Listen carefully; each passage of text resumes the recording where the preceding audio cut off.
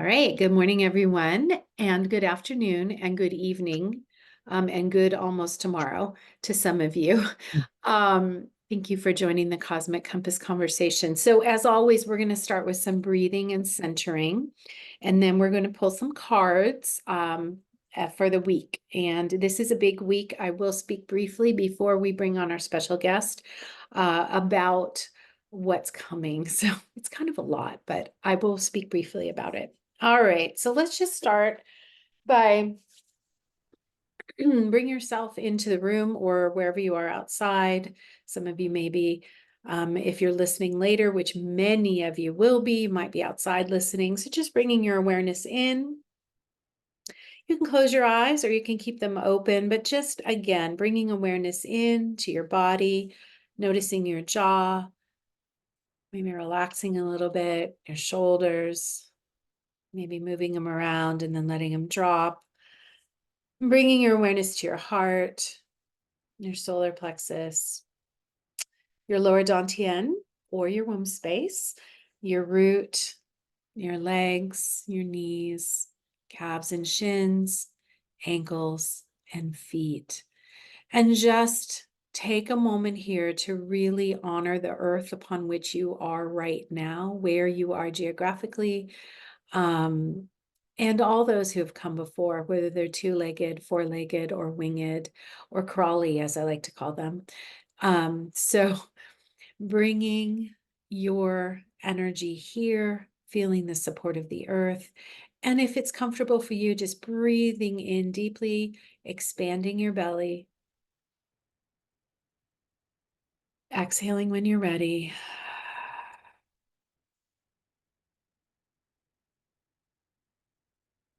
Feeling that strength and support, breathing in, expanding your belly. On your exhale, releasing, relaxing your shoulders, your hips. Breathing in again, expanding your belly. If you want to exhale with a ha sound when you're ready.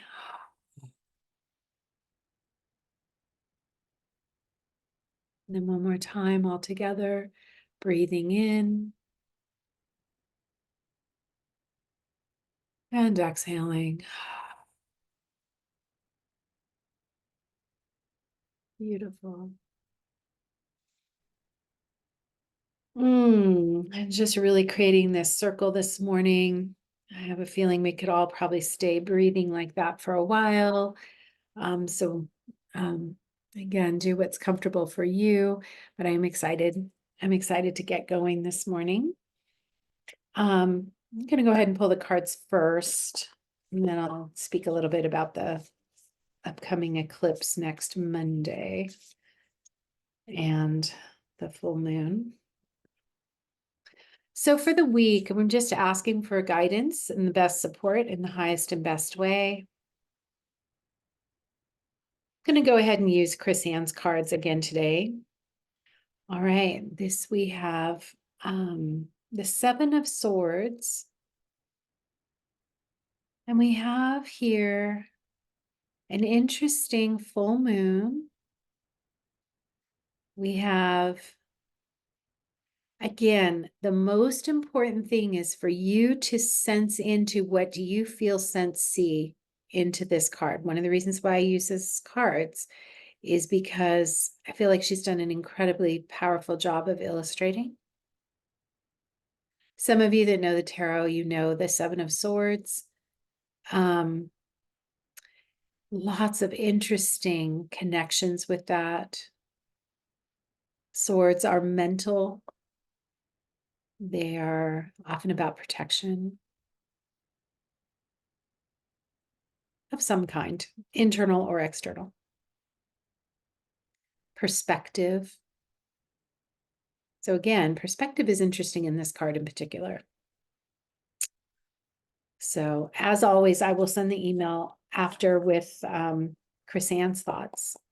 I have my own, but I might include those. We'll see. Next card. Wow, it was the next card that wanted to come out. So I guess we're We've got some interesting energy with mountains today, which probably shouldn't surprise me. 10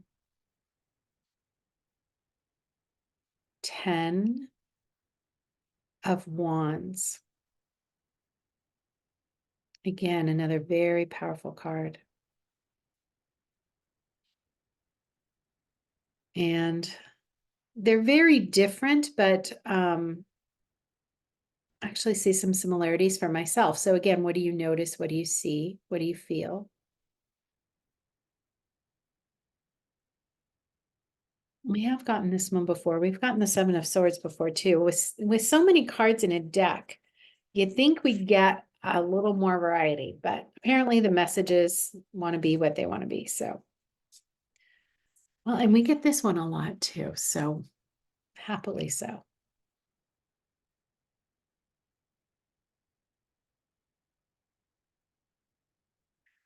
We got to get fully in there. Sorry about that, but my camera is very picky.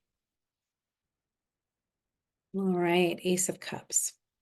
This was pretty self-explanatory. However, that being said, what do you see this time? What do you feel? What do you notice?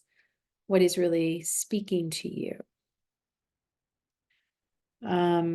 So swords are mental, wands are creativity, fire, swords are air, wands are fire, creativity, cups are water, emotions, feelings. Okay, so those are cards. And if we look at this week, I guess, just kind of thinking about this in that way, one of the things I will say is that with the eclipse, what we are looking at this week is powerful opportunity, extraordinarily powerful opportunity to let go of some things. And one of the things that I am aware of is that with this particular eclipse energy, we have an opportunity to look at ourselves first. And for those of you that study astrology, you know that the full moon will be in Libra. Most people interpret Libra as the other or, someone else. Yes, and it's about the relationship that we have with the other, but that relationship with other has to start with your relationship with yourself. So it's the relationship with self and then relating to what is in your own life that is coming into view and then disappearing during the eclipse and then rebirthing itself after the eclipse. Okay, so if we just look at it in a very simple fashion, we have the opportunity to really dive in and look at where are the challenges within our own relationships with ourselves or things in our lives or people in our lives, right? Where am I going to let go? What are perspectives? So again, looking at the cards, what perspectives might I want to look at? Maybe I want to shift them. Maybe they will just shift, but to be aware of them. And then the eclipse offers a journey through change. So we have a journey here through change. And if we are looking again at Libra ruled by Venus, and we look at love and we look at partnership and we look at relationship again, starting with self and then to other, then this card may come in handy as well. Okay. So really looking again at how we are in relationship with ourselves, how we are in partnership, and then moving out from there. I was talking to my mentor, one of my mentors, Dana Gerhardt. She's an incredible astrologer who writes for Mountain Astrologer, but also writes for Astrodienst. And she has her own website as well. And we were talking about the eclipses yesterday. And the thing that she recommended, and this is something that I speak with all my clients about when we're doing our one-on-one sessions, is to check where it is in your own chart. What house is it in? And for those of you that understand astrology, the house is the theme. For those of you that may not know your chart, that I wish I had more time this week and I would just offer, but I don't have a lot of time this week. But what I will say to you is trust your intuition. Know that you are absolutely guided to let go of, look at your own, maybe your own beliefs, doubts, fears. Just trust. Don't worry about it. It's not something you need to get worked up over. There's a lot of people that do a lot of doom and gloom around eclipses. They're certainly entitled if that is their experience. My experience of an eclipse is that it offers energy. And this one is particularly potent because it is conjunct a black hole. So it has a lot of magnetic energy attached to it. So if there's something you're working with or working on within yourself or outside yourself, let this portal take you to the next step. Let this portal take you to the next chapter, literally or figuratively, right? Let it bring you forward. But sometimes in order to go forward, we have to let go of some things. So, just be mindful. I can't go to doom and gloom. Even if something does happen that is jarring, I'm still going to encourage all of us to look at what is possible here now. So there you go. That's my little talk on the eclipses. So without further ado, I'm going to go ahead and bring in Jason. All right. Yay. So Jason and I met through the Journey On podcast, and Jason, I want you to share as much as you want to share. But again, I shared a little bit in the email that I sent out last night about your journey. What I'd like to say to everyone here who's gathered and those that are listening later is that the reason you are here is because I find your journey inspirational. I find your willingness to let go, kind of what we were just talking about. It's almost like you had your own personal eclipse, and that led you to a full-on letting go and opening up to what could be different, what else is possible. And for those that may not have read, well, I think you read the email because you're here. But again, Jason, what would you like to say first? I mean, how do you like to introduce yourself when you're doing speaking? Well, I would say thank you very much just for having me here. Um, it's been a long time since I've actually talked to a group of people, Mm. and all of the talks that I had been given in the past were kind of a past life sort of thing, Yes. a completely different profession, a completely different life. Mm-hmm. And so I'll start there. I'm a completely different being than I was just prior to you and I meeting. Mm-hmm. And so when we met, I was kind of dipping my toes into the idea of letting go. Mm. And it scared me to death in a lot of ways. Mm. Um, so the big core concept for me has been this idea of really learning to love who I am and what I am, and who we all are and what we all are. So, through the process of slamming on the brakes, so to speak, and turning inward, a theme sort of came up, and this came up much later, but basically joy, empathy, compassion, and love. And I had none of that in my life for over 4 decades. Uh, I thought I did, but I was walking around as an empty person, an empty man. And so I I mean my story began, coming into this life very rough, very traumatic. I was born 2 pounds, 14 ounces, Mm. and in 1981, so I shouldn't have lived uh, at that time. Mm. Medical care was much different.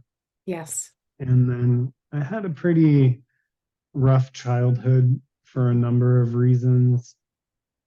And then fast forwarding, of course, I joined the military, which that has its own sort of aspects of trauma associated with it. Mhm. And then later deployed to Iraq. And I had a really cush job in the military, all things considered. Mhm. Um, but I wound up in one of the most environmentally difficult areas uh, where if you guys are familiar with the burn pits that they had going on out there, and so basically every bit of trash and refuse and waste was thrown into a pit. They poured JP8 jet fuel on it and set it ablaze. And so I was a paralegal in the JAG Corps, and we would often have to go to that burn pit and throw paper in. It was our shredder. And so I remember complaining about it and the environmental effects there. And I was basically, I was a low enlisted staff sergeant, was basically told, Sergeant Raymond, shut up and color, just do your job and don't worry about that anymore. And I said, fine, like we're all going to wind up getting cancer from this. That was like Mm. a statement I made. So Mhm. that was circa 2008. And then I left the military in 2009. Mhm. And by 2014, I divorced after, having 2 children and nearly 14 years of marriage. Mhm. I got married at 18 under the veil of a very Protestant Christian background. Mhm. And you and I had talked about that a little bit, when we met originally. And so part of this idea of letting go was a Mm. lot of past conditioning and belief systems Yeah. uh, that actually have more value and weight to me now than they ever have. Mhm. Uh, you know, and so I had this, and this is just the very quick flyby Mhm. of storyline, of course. But I wound up in 2017 at a pretty decent stage in my life, but still hollow. Mhm. I was diagnosed with chronic lymphocytic leukemia, and it was deemed to be at least as likely as not due to environmental exposure in Iraq. Mhm. And so that became a very, um, it hit me harder than I thought Yeah. it did. So I kind of like internalized the whole cancer thing and pressed on with life. And then when I was in Iraq in 2008, uh, I had this kind of weird sense of peace amidst the chaos of war. Mhm. And I didn't really understand it then, but as life kind of progressed from that point, I found myself really kind of desiring to reconnect with nature and to get out of the rat race, so to speak. And so by after the cancer diagnosis, I returned to that idea and I wound up buying 10 acres of land with a relatively new girlfriend. And we proceeded to build a house together out of cob, which is basically earth. Right. And we crafted a house, and that was in 2019. And it's the same time that horses entered my life. Yeah. And so I had never really been around horses prior to that, just a couple times prior to that. But this horse that I purchased, it was pretty much for my daughter, and I fell in love with them. And they became really quickly my guru and guide Mm. on a spiritual path Right. that I had unknowingly been on through just kind of basic meditation techniques through the Headspace app and some other things. For about 8 years, I would, dabble in that space and do some, 5, 10, 15 minute Headspace meditations. And the more and more I spent around horses, the more the spiritual realms started to present themselves. Mm. And it did so indirectly. Um, but they helped to begin to crack me wide open. And I remember one night I was out with my horse. His name is Cody, and he's this big, we call him a teddy bear horse. He's a curly horse, and we kind of joke around and say we got him at Build-A-Bear workshop, and he's got a huge heart, and he's just the calmest, sweetest being. But he had had a very traumatic life. Mhm. So his prior owner said that she rescued him at age 3, I think, and he was skin and bones, almost dead due to starvation. And she treated him well, but they were relocating and had to rehome him. And so I got him. I think he was around 7 years old. Mhm. 7 years old. And so one night I'm out in his pen with him, and I get into this meditation, just not really trying to. I was just kind of sitting with him. I closed my eyes. And I wound up beginning to bawl my eyes out, just sitting in the presence of this horse. And at this point, he was standing and kind of dozing off, how horses do. And I closed my eyes, and he proceeded to lay down right next to me. And I went into sort of like this shavasana. I just laid like completely back, and I'm just wailing, like Yeah. just uncontrollable, Yeah. releasing, Yes. letting go, really, Yes. and releasing a bunch of emotion and trauma that I just was flooding out. And at that point, I heard Cody cry. He was, we were both sharing such energetic space. And this was the first time this level of anything had ever happened with me, and definitely with a horse. Yeah. And we both bawled our eyes out. And then I went into this trance, and I think I woke up about 45 minutes to an hour later, and he's still laying right next to me. And then he kind of put his head up and looked at me, and we looked at each other. And then he gets up and shakes and does his thing and proceeds to do what horses do. And he went to go to his hay and start eating. And I walked away from that moment feeling like I had just had about a year's worth of talk therapy At in least. an hour. Yeah. Mhm. Yeah. And so the next day, I posted on some Facebook group about the experience, and somebody mentioned, "Hey, have you heard of Warwick Schiller's Journey on podcast?" Mhm. And so at the time, I was building a house, and I was like, "No." And I'd listened to some podcasts and just while I'm doing work, and I wound up listening to like every episode of the podcast at that point.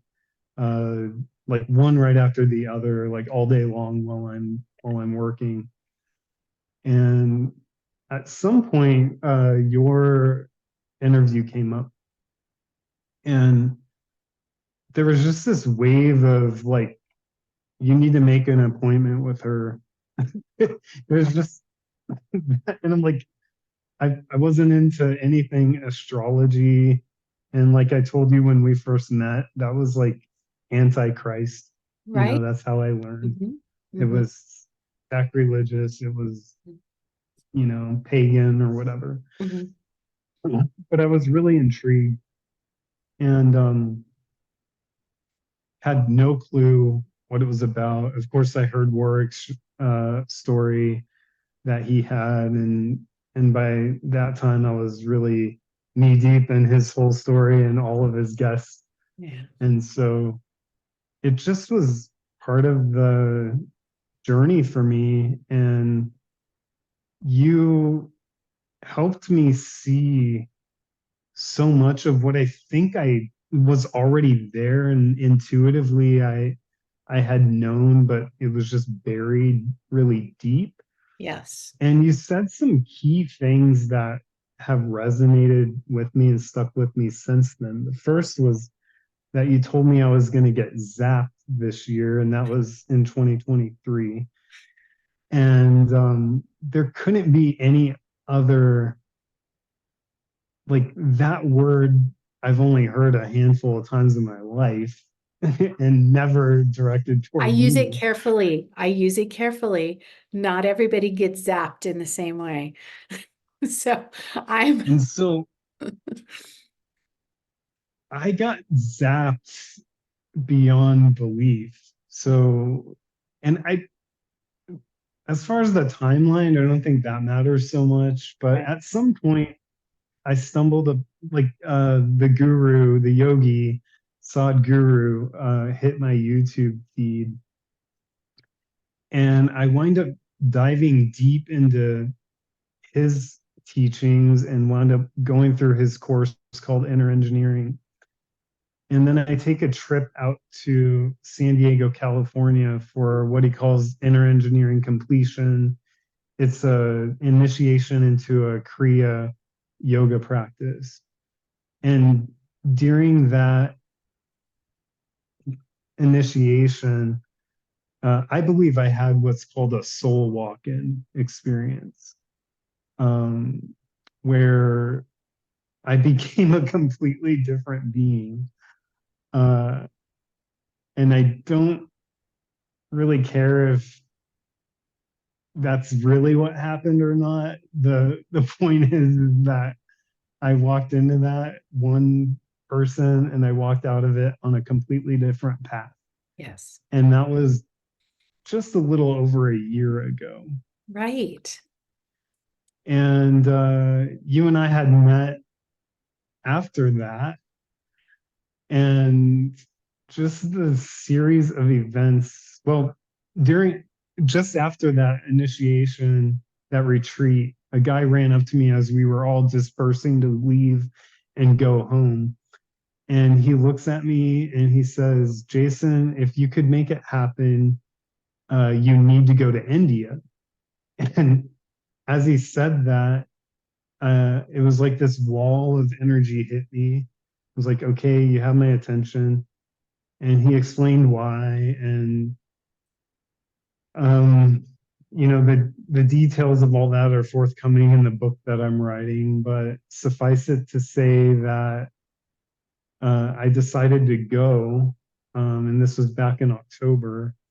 Of And I last had a very last year. Right? profound, yeah. And again, that was one of your, I said, um, I had, because we met, after I was like, I'm thinking about going to India. And you asked me about how long are you thinking about going? And I said, maybe a week or two.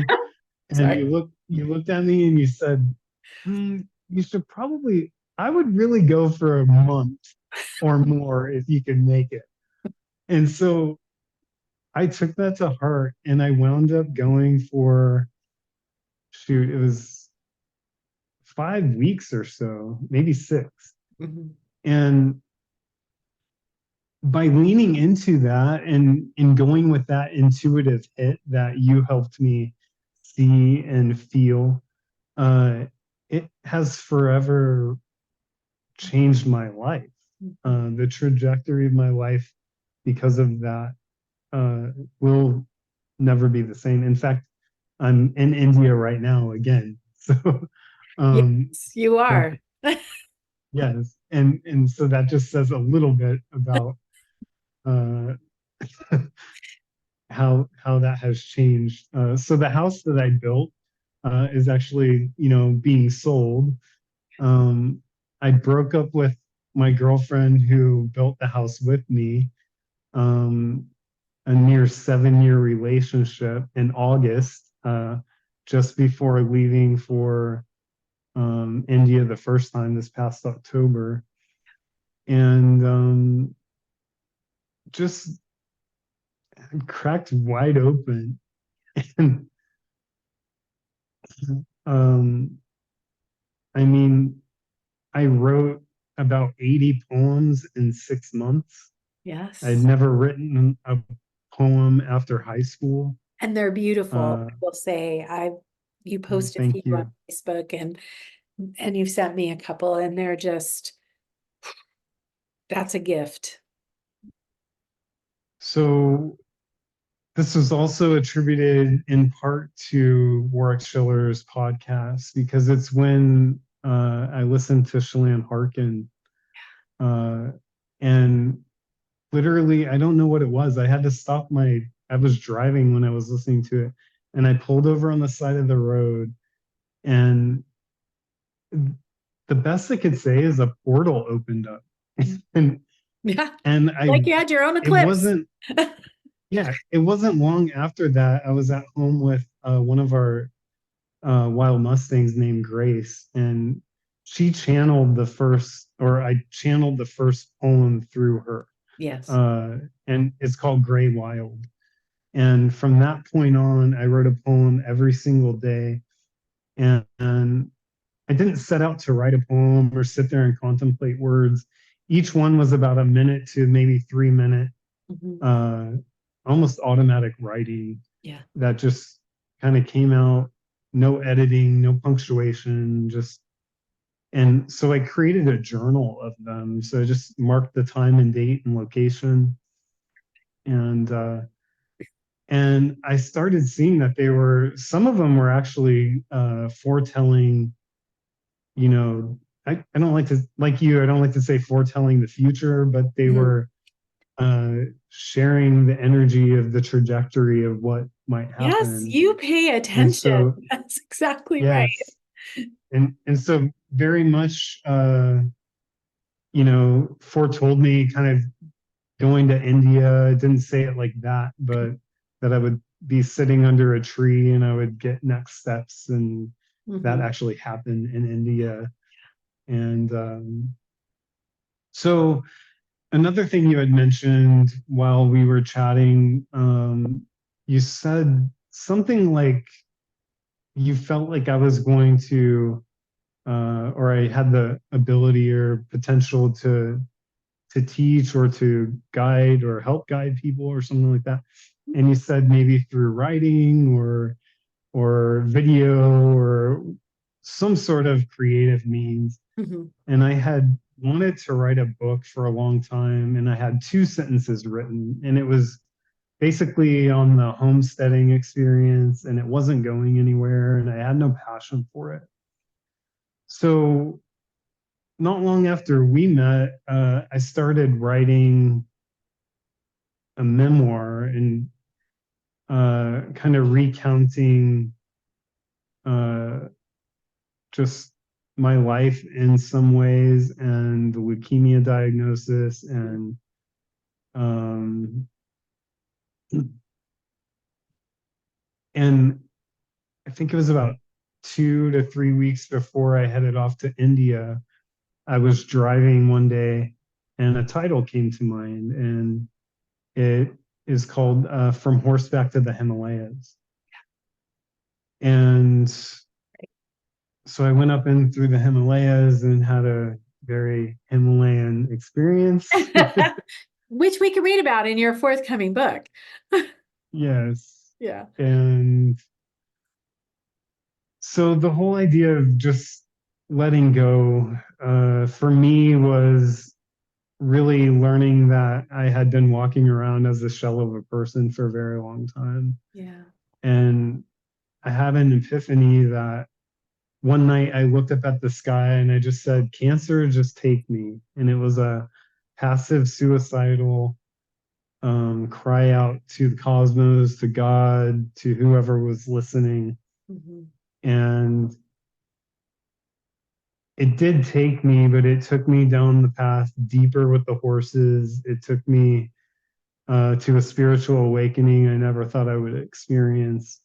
And it took me to a space of honestly finding joy, empathy, compassion, and love for myself and for others in a way that it's still unfolding. And I'm not an expert or I'm not perfect at all for those things, but I've learned so much about that process and what it means to have love and those things for myself.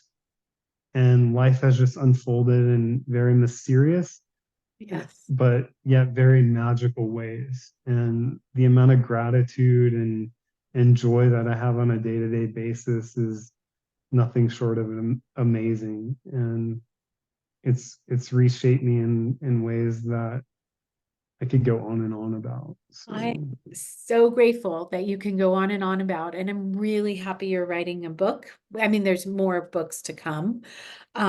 This one is just the first of that series. I'm certain of that, by the way. Um, mm, you know, joy, empathy, compassion, and love, and your really articulate way of explaining the real letting go, the full on surrender in many ways, although we did not design it this way. I feel like the universe, the cosmos, however we want to see it, designed it for you to be the speaker today. Because if we were going to pick a way, select something that would support us on the journey through the next two eclipses, one on March 25th, one on April 8th, it would be, could we have this be a journey that leads us to more joy, empathy, compassion, and love, for my favorite words. So how how can we individually in our own lives surrender enough?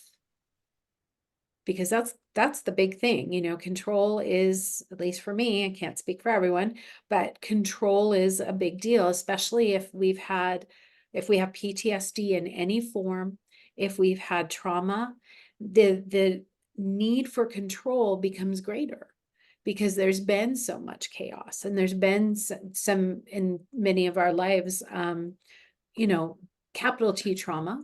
But everybody has experienced trauma now. I mean, nobody's getting out of here without experiencing it, apparently.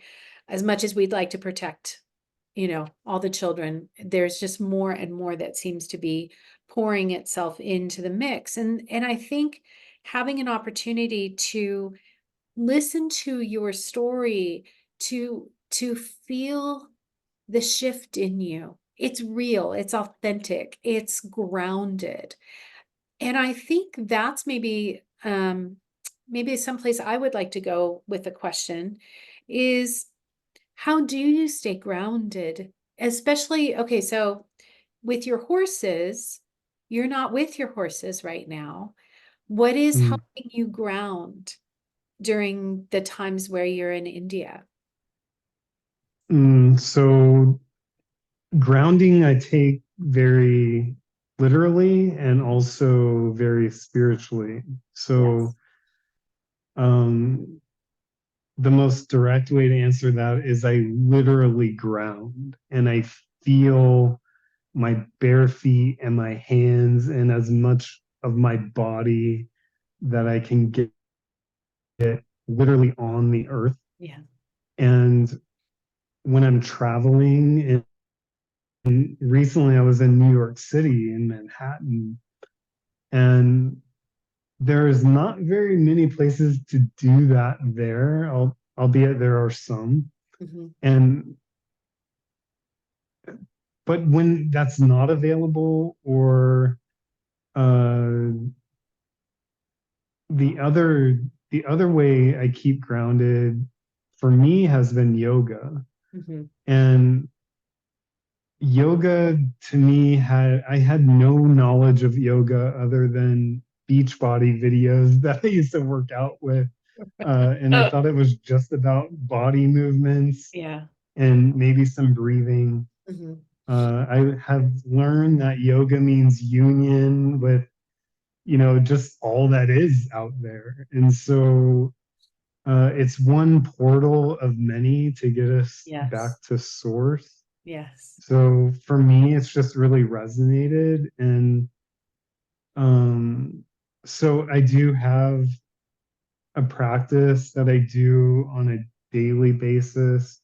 And from that has um, I've gotten really interested in Sanskrit chanting, Oh, yeah. Mm. and uh, both in me verbally chanting it myself and also just listening to it. Yes. Mhm. And there's a lot of good studies out there Mhm. that Maharishi International University I know has done that supports. They hook people up to EEGs and monitor Yes. brain waves and all that kind of Yes. stuff, and heart coherence. And so those are ways that I keep grounded spiritually and emotionally, and that flow has a ripple effect mentally and otherwise. And so that has been a long process, from my earliest day. My first meditation was a sound healing, a 2-minute sound healing clip that somebody gave me through Headspace app and whatever, over the near decade, and then into a very devoted yoga practice. Mhm. Um, and so those are the two ways. And being away from the horses, I've actually realized that uh, they can be connected with in the quantum Yes, they level. can. I'm so And glad you're going to bring that up. and and to hear myself even say that, like a year and a half ago, I would have thought that that was absolutely nuts. Right. And um, you know, I'm very much in tune with it. I can't say like I'm as, it's not as fine tuned and graphic as some people that I have come to know since, but I definitely can connect and feel them in my spiritual uh, in the spiritual realm of things, I suppose. And so that helps to keep me grounded Yes. as well as Yes. things. Recently, on the full moon night, in fact, I came down with on 24th of February, I got hit with a horrible food poisoning. I think it was salmonella. And I think I almost died. I had a horrible fever for like 2 days, and I was kind of in a sabbatical alone at this homestay in the mountains in southern India, and so I kind of just like kept to myself. But I I think I almost, you know, I went into a coma for a while, but through that, um, I learned a lot about myself, and you know, grounding on the other side of that for sure. Right? Because that is a very scary thing, and yet, using all these amazing um tools doesn't even seem like the word to cover it, but experiences and ways of living and ways of connecting. I am curious, given what we were talking about with the horses and I guess I want to just say this for those of us that have been separated from, animals that have been very beloved to us, whether through moving or through death, their death. Um, there is that opportunity to connect in the other realms. And animals actually seem to be very, I mean, that seems to be the most natural thing for them. It's not, doesn't, I mean, they just show up. It's not difficult, shall I say. Um, and I've had that experience my whole life. And I think for many of us, whether we've been around horses or not, I think almost everyone who ever tunes into this, cosmic compass conversations, has some definite love for animals because we feel our hearts differently when we're with the animals, whether it's like you said in the quantum field or in person. Um, Mhm. there's that shift. And I'm just, I think right now what I'm doing is I'm just tuning into you as a living representation of what it means to move through challenges. In near death, I've had one experience like yours, where I was gone somewhere for 3 days, very, very sick. So sick, I don't think I even reached out to anyone because I was so sick. Mhm. Yeah. And Yeah. on the other side of that, there is, and hopefully we don't forget, there's an even greater um, desire to live uh, Mm.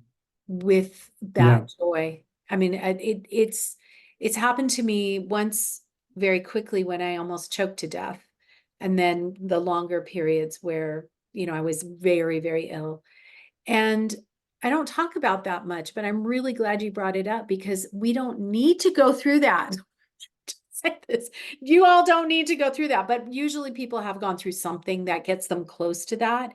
And I think that level of waking up when you're feeling better, whether that's metaphorical, literal, spiritual, mental, emotional, physical, whatever it is, it's so helpful to have a practice that encapsulates that, but also helps it expand. So, in other words, how if I'm going to be that deep into my heart and feel that love and empathy, compassion and joy, how can I continue to do that so that I don't necessarily have to have that other experience again to open me back up? Um, I think about that a lot, actually. I'm not a big fan of discomfort or pain. So I like to, find ways to stay in Yeah. place if possible. The So the food poisoning happened or it manifested itself on the full moon night on the 24th, Mhm. which I was in a very deep and just amazing meditation that night. And uh, I got to a moment where I saw like this black smoke on my right side. Mhm. And I was, my head was kind of tilted up and my mouth open and I breathed in and it went in. And I remember coming out of that and I was feeling so like, okay, not really needing to know like what was that because I Mhm. kind of had an idea Mhm. intuitively like what I was dealing with. And Mhm. um but and I'm not saying that the physical, like if I did ingest salmonella, that Mhm. it just seems that the two are synchronistic Right. uh, to one another. And so, as it is in India, the now 2 times that I've been to this country, it definitely has, for me at least, and I know countless others, but for me, it's been very much process of really opening up the spiritual Yes. aspects of life. Mhm. And do you need to come to India to have that happen? No. I just had a really strong desire to, and enjoy it and having fun and that sort of thing. So, but the going into the 2 and 3 days of sickness, and then what transpired to be more like, I today I'm feeling the best that I've felt in a month Oh, well, or thank since that goodness happened. that you're feeling well So, today. Good. because I wound up developing a blood clot in my leg, and Oh my gosh. um, so all of this, and um, I should point out that the medical aspects of things for me have been one of my biggest hangups and hurdles in life. And Mhm, I think that has to stem from the way I came into this world. And, I was in an incubator for a good number of weeks, if not a month or two, I think. Yeah, Um, probably a and couple months. yeah, and so um, hospitals, and then I'm a very empathic and intuitive person. And so I'd walk into a hospital and feel death Mhm, and just malaise and energy zapping right just walking into a mhm. hospital. Yeah. And so here I am in a foreign country, uh, having to go to the hospital. And the really cool thing about all that is it wasn't the past me.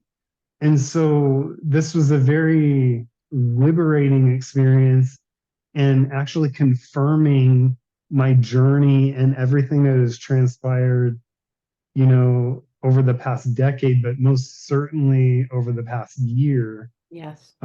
circa the time that you and I met, Mhm, of where I went through this whole illness with this ease and joy and gratitude and love, and knowing that, like, if it's my last moment, my last breath right now, I am as much exuberant as I will be when and if it's, 50 years from now. And so uh, mhm.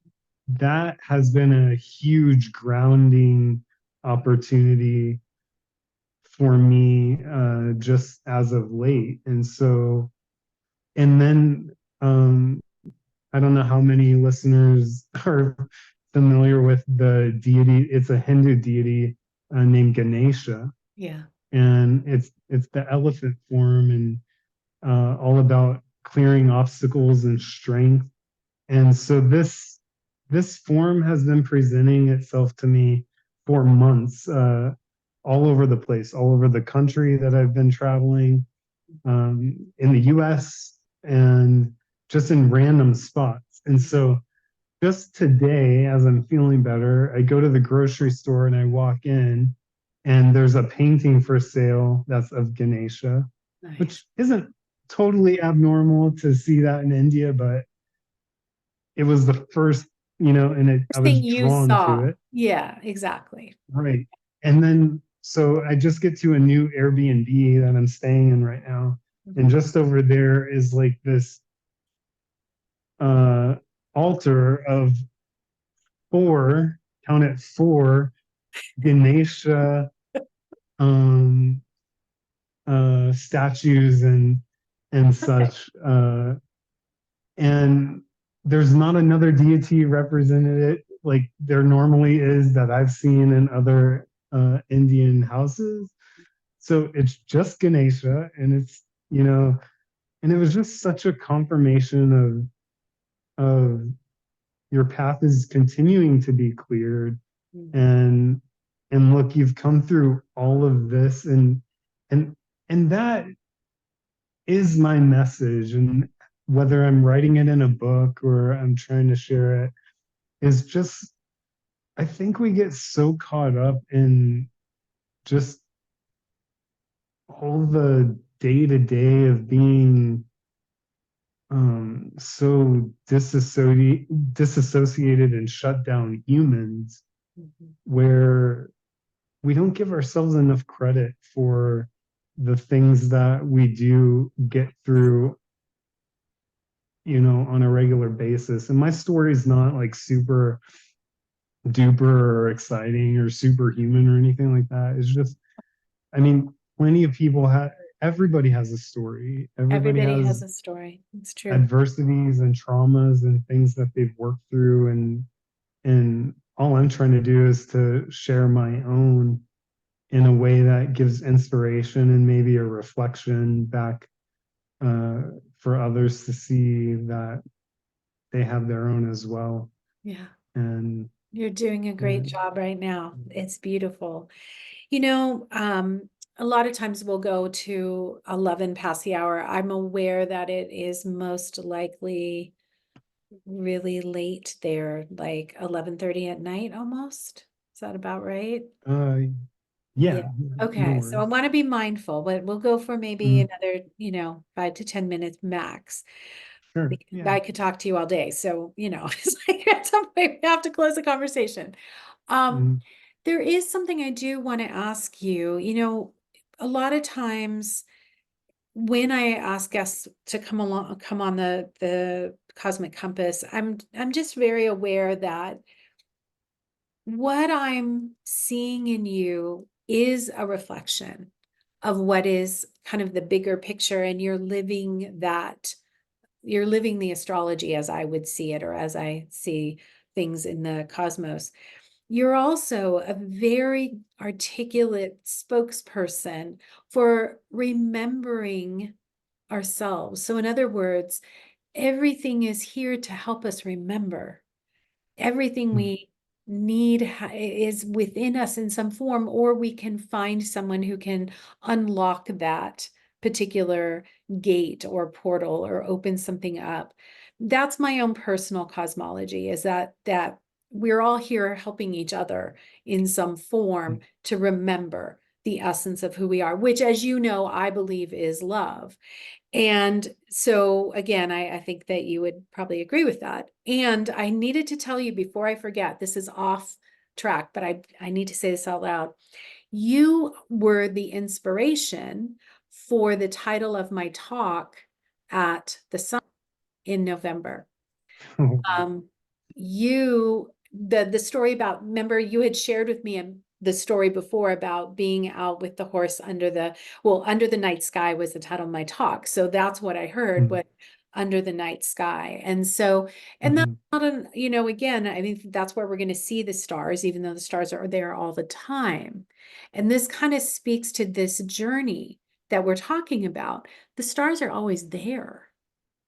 We Mhm. just only see them we see them best when it's dark out and when the sky is dark. So, this is part of the journey, right? That we go through these times, like you were saying, of adversity, and we are, um, I'm having our people from Europe, they're coming in now because of the time change and the time difference. So I just want to welcome all of them in. And I'm sorry, we've already been talking for an hour, but it has been recorded, so you can go back. But anyway, Jason, what I really want to say is thank you for being a living representation of moving with life. Your story, as you say, is your story, but the reflection of how we can move with the challenges, the adversities, the changes, the shifts, that is inspiring. It reminds us to find that within ourselves. And that's what this eclipse is really. I mean, when we come down to it, a full moon in Libra eclipse, that's what Mhm. it's about on the 25th, or whatever day it's going to be where you are. I'm not really sure. So, sorry about the time zones, people. I'm not good at that. So look and find out.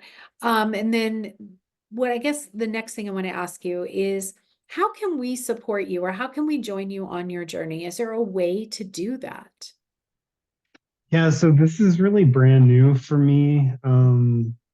I'm I retired from my past profession and I became an author, and not for like a business, but Right. for a business. I mean, it's so I'm trying to get a book out, and I don't know when that is actually going to go out, but I'm trying to win a contest right now with Hay House Publisher to get a book deal to get my memoir published. Mhm. And so I have created a website. It's just Good. my first and last name, Okay. jasonreiman.com. Okay. Let me grab it. And if those are anybody interested, I know the dreaded emails sometimes that we get, so many, but if you'd like to, hop on my email list, I will be sending out probably about a monthly email. And I call it writings of the soul. Okay. And so I'm just sharing some poetry and, you know, other musings from my soul to yours, essentially. And definitely will keep up to date on the movement of the book. And I have two other books that I've got going on. One is called Hasta la Vista Leukemia, and it's a children's book, and it's about um, a girl named Faith and her horse Kriya, Nice. and they basically blast off in a rocket ship made out of a sombrero hat. And in this meditation, and Faith kind of cleans her blood in outer space, and they return back to Earth. And so it's on mindfulness and meditation for kids, maybe dealing with an illness like leukemia or something like that. So it's kind of a fun-loving, kind of silly book, but with some very smart and focused overtones as well. And that's really And going to be important. And that's being illustrated right now. yeah, and actually my daughter Alyssa is illustrating it. So So say that's another fun part. And so I do just want to give a shout out to her. And you mentioned earlier that I'm not with my horses. it. Um, so we have three of them. We didn't rehome them. She's with them, and she's a rock star, taking care of them and doing what she does. And um, and the last way, I mean, people can connect. We do have a podcast. It's called Reinforce the Horse, and we have some amazing guests that we've had on so far. We'd love to chat with you sometime, Denise, on Yes, there. I know we had talked about it a bit. Uh, so that's another way to connect. I'm going to put that in the chat too, so that we have that. And Alyssa herself is also oh, see, you already have a fan. You have a fan. Thank you. Okay. Alyssa is also a pretty amazing being herself and on her own. Yes. So, the two of you together, and it is a pretty amazing thing. So, yeah, this is great. I just want you to know that there are many, many people out there that are here to support through the ethers, through maybe more tangible means, depending on what's happening. Mm. But I do think staying in touch with you through the website, through the podcast is probably the best thing right now. But of course, is there anything we can do to help you win the contest, or is that just entirely up to them? It's entirely up to them. So I took the trip to India and kind of I was up in the mountains, where kind of a little bit different place than I'm at right now, but kind of secluded myself in nature for the month of February to write the proposal. And Okay, I did finish the proposal before getting sick. I excellent. just have some fine tuning to go. And the submission window is actually open now through April 18th. Okay. And then the best way you can help me with that is to just subscribe to my email list, because they really want to see, that we have a platform as big as we possibly could get. Okay, Uh, let's do so that. Instagram, Facebook, what else can we do? yeah, so on my website is Facebook and Instagram Okay, links, and at the bottom of the page you'll see the typical email form if you want to subscribe to the email okay, list. that's great. Okay, this is wonderful. Now, Thank you. yeah, this is so Okay, I'm gonna ask this, and I don't mean to put you on the spot, but I am about to put you on the spot, Sure. sorry. Yeah, Do you that's okay. know that there's something called Buy Me a Coffee or Buy Me a Tea, and you put it on your website and people can make donations. Are you familiar with that? Hmm. No, I'm not. Okay, I'll send you a website that I read a lot. This is a woman, an astrologer, and she has it on her website. So I'll send you that so you can see it and maybe can find out more about it. So whenever I'm Okay. reading her work, especially her new work, I buy her a coffee or a green Oh, tea or cool. something. And it's just a way of Yeah, donating, basically. So I'm sure. just going to encourage you, Jason, to put that on your website. So I know I'm kind of putting you All on the right. spot. It's not your Yeah, first motivation, but it is, I think, a way for people to engage in the connection if they want to do it that way. And again, the sure. buy a coffee thing can be $1, $3, it could be more. Sure. So I'm just going to Yeah. encourage that. So we'll look for that. Okay. Thank you so much. Yeah, of course. Of course. So I am going to end this conversation now, not because we don't have a million other things we could talk about, and I'd like you to come back on Sure. when it feels right for you. Um, I want to thank everyone here who was part of holding the sacred circle to give Jason an opportunity to really share, especially on the other side of this most recent kind of uh, depth journey, we'll call it. And then, Right. yeah, yeah. And so thank you for holding that space with us this morning and this evening, almost tomorrow, where you are. And for those of you that are listening later, just know that you're also held in this container. Jason has an incredible gift of presence. And I didn't know the Jason before I met the Jason of recent years. Mm, But I will also just say this has been a very moving. I have felt very moved during your share, during the articulation of the journey, um, to tears in certain parts of what you had to share. One of them is this: when you were born, I believe that's when your spiritual journey continued. I don't think it actually just started, mm, continued. yes. Think that any soul that struggles that hard to help the body stay on the planet had a purpose to do so. I believe every soul has a purpose, even if they don't stay on the planet. There's a purpose in Hmm. all. And I think finding the purposes that our souls have said, I'd like to try this, or I'd like to do this, or this is what feels like the right path. One of the reasons why I like astrology is it can point things out and give us opportunities to look at what those might be. But I feel like when you were born, your soul's like, we're staying. We need to stay. And over and Hmm. I feel like that's been the message. Like, we're staying. We're not done. Yeah.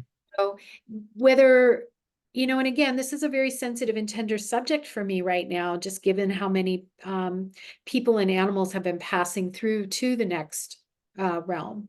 Um, Sometimes staying isn't the right thing. Sometimes that's not the path. Sometimes that's not where the journey is supposed to. Well, ultimately, as it turns out, all our journey is leading somewhere other than here. But again, I feel this deeply moved through just listening again to some of these stories, really reconnecting with you, and knowing that if we are here right now, and I feel very blessed to be here, that is something I feel every day. And I think it does come from those experiences where it was a little uncertain as to whether or not Hmm. to continue. But I also Hmm. know that for those of you who have recently lost loved ones, which has happened quite a bit in the community, just know that your loved ones on the other side are also involved in the journey, that the other side is another realm, but it's equally as close. And we recently had someone on Cosmic Compass who was talking about her relationship with her son who had passed at a young age. And so again, wherever we are here in a different realm, Whether, and again, as you were saying with the horses, being able to meet with them in these, more ethereal realms. We're all in this together. And that's why we do this conversation. And that's why I wanted you to be here, Jason, so you can feel the support. Well, thank you so much. I really appreciate you giving me the opportunity to share. And a year ago, I would have never thought that this was even a possibility. In No. fact, it's definitely just I'm just going with how life is unfolding, and I'm super excited and joyful about living, and I hope people see that and can find that for themselves if they don't already have it. I think that's perfect. It's a great place to end for today. Thank you so much, everyone. I'm going to go ahead and turn off the recording.